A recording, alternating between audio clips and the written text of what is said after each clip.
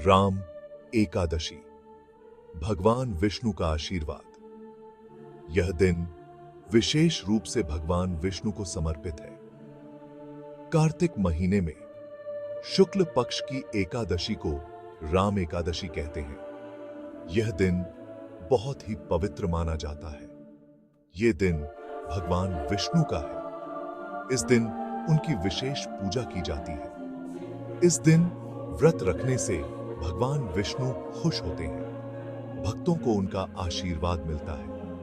भगवान विष्णु सारे पाप दूर करते हैं। उनके आशीर्वाद से जीवन में शांति आती है। भक्तों को सुख, पैसा और मोक्ष मिलता है। भगवान विष्णु की कृपा से जीवन में समृद्धि आती है। राम एकादशी का व्रत सारी मनोकामनाएं पूरी करता है। यह व्रत बहुत ही फलदायी होता है। यह व्रत पापों को खत्म करता है। भगवान विष्णु की कृपा से सभी कष्ट दूर होते हैं। भगवान विष्णु को याद करने का यह दिन बहुत इंपॉर्टेंट है। यह दिन भक्तों के लिए बहुत ही महत्वपूर्ण होता है। राम एकादशी का व्रत धर्म और आत्मा के लिए बहुत जरूरी है। यह व्रत आत्मा की शुद्धि के लिए किया जाता है। इस दिन भगवान विष्णु की पूजा करने से जिंदगी में अच्छी एनर्जी आती है। यह दिन सकारात्मक ऊर्जा से भरपूर होता है। यह व्रत हमें अच्छे काम करने, सब्र रखने और माफी देने की सीख देता है। यह व्रत जीवन में धैर्य और सहनशीलता बढ़ाता है। पूजा कैसे करें? श्रद्धा और भक्ति का रास्ता। यह मार्ग हमें आत्मिक शांति और संतोष की ओर ले जाता है। राम एकादशी के दिन सुबह जल्दी नहाना चाहिए। साफ कपड़े पहनने चाहिए। यह शुद्धता और पवित्रता का प्रतीक है। भगवान विष्णु की मूर्ति या फोटो रखनी चाहिए। यह हमारे ध्यान को केंद्रित करने में मदद करता है। भगवान विष्णु को फूल, फल और तुलसी देनी चाहिए। यह भक्ति और समर्पण का प्रतीक है। धूप, दिया और अगरबत्ती जलानी चाहिए। यह वातावरण को पवित्र और सुगंधित बनाता है। राम एकादशी व्रत की कहानी सुननी चाहिए। इससे हमें धर्म और इतिहास की जानकारी मिलती है। भगवान विष्णु के मंत्र बोलने चाहिए। विष्णु सहस्त्र नाम पढ़ना चाहिए। यह मन को शांति और स्थिरता प्रदान करता है। भगवान विष्णु से अपने पापों की माफी मांगनी चाहिए। यह ये उत्साह आत्मा को शुद्ध करता है।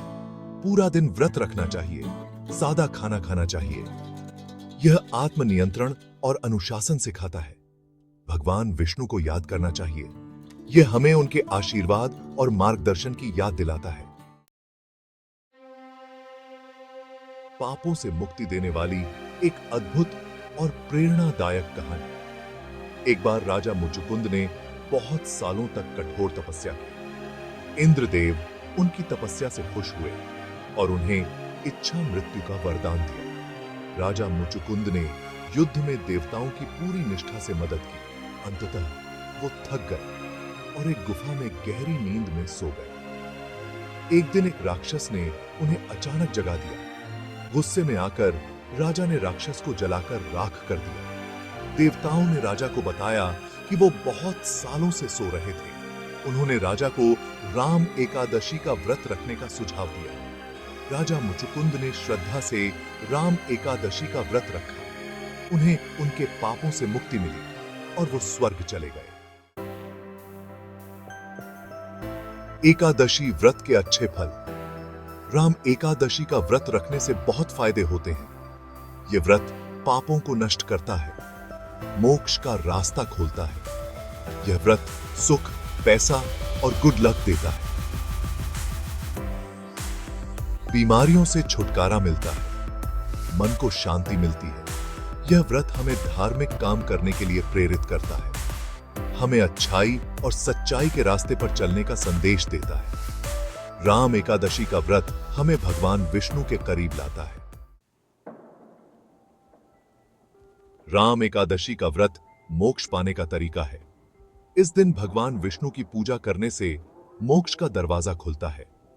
जो भक्त सच्चे दिल से राम एकादशी का व्रत रखते हैं, उन्हें मोक्ष मिलता है।